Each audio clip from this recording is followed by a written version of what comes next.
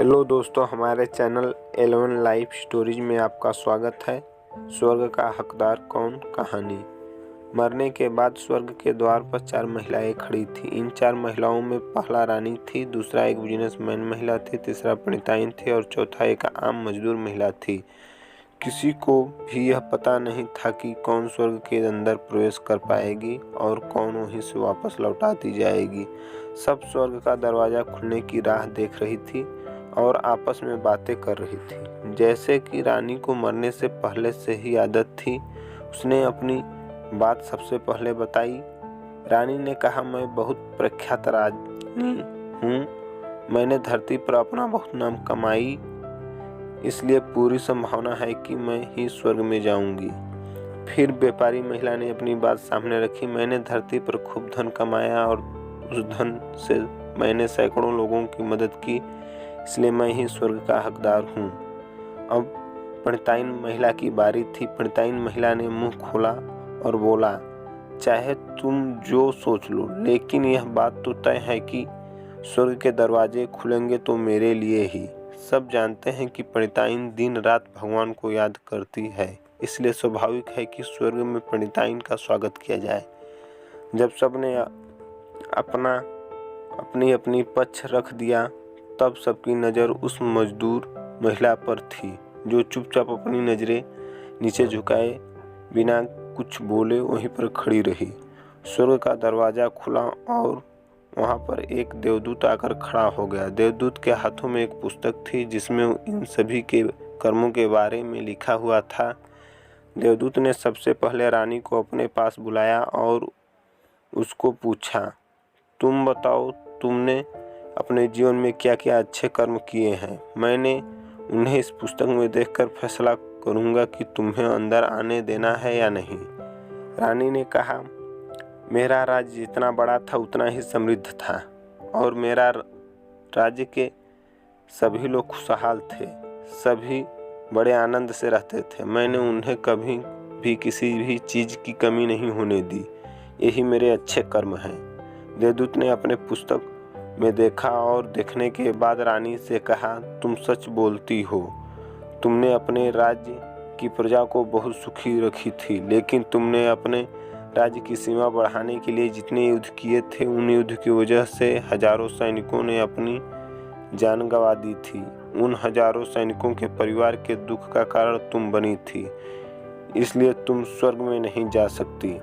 अब बारी थी व्यापारी महिला की। व्यापारी से जब देवदूत ने पूछा कि तुम्हारे अच्छे कर्म क्या हैं, तब व्यापारी महिला ने उससे कहा, मैंने सैकड़ों लोगों को खाना खिलाया है, कई आश्रमों में दान किया है, कई निराश्रित लोगों के लिए घर बना कर दिया है। यह मेरे अच्छे कर्म हैं। देवदूत ने फिर से अपने पुस्तक में ध्यान से देखा और देखने के बाद व्यापारी महिला से कहा, तुम्हारा कहना भी ठीक है कि तुमने बहुत दान धर्म किया है, लेकिन यह दान धर्म तुमने जिन पैसों से किया है, उन पैसों को कमाने के लिए तुमने न जाने कितने झूठ बोली है, कितनी हेरा फेरी की हैं और कितनी मिलावटें की हैं, इसलिए तुम भी स्वर्ग नहीं जा सकती हो।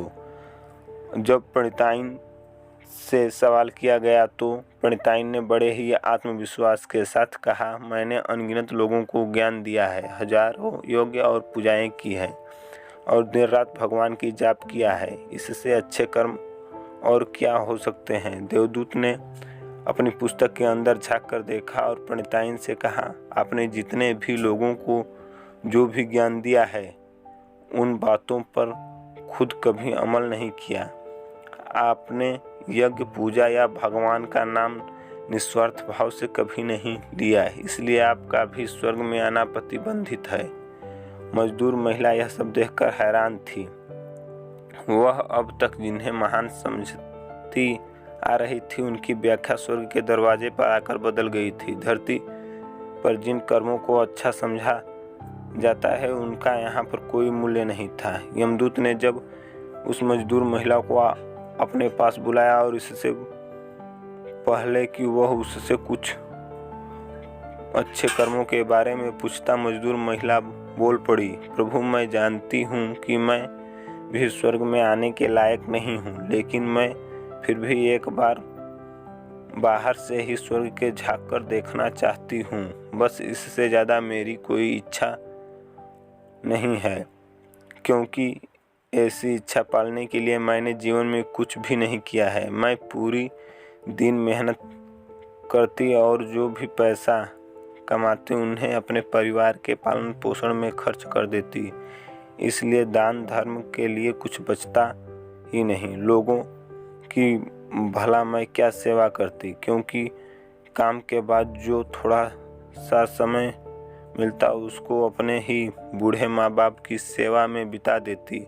और यह सब करने के बाद मैं कभी कभी मंदिर भी चली जाती और भगवान से जैसा भी मुझे दिया है उस जीवन के लिए धन्यवाद कहती। देवदूत ने अपनी पुस्तक में बड़े ध्यान से देखा और थोड़ी देर देखते ही रहा। फिर उसने मजदूर महिला से पूछा कि तुम याद करके बताओ, तुमने कभी कोई अच्छा काम किए होगी?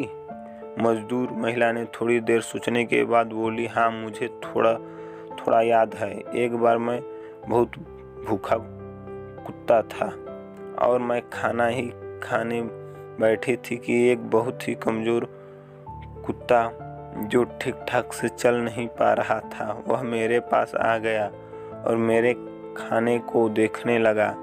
तब मैंने अपनी रोटी उसे खिला दी थी और उस दिन मैं खुद भूखी सोई थी। मजदूर की बात सुनने के बाद देवदूत मुस्कुराया और मजदूर को बड़े सम्मान से स्वर्ग के अंदर ले गया।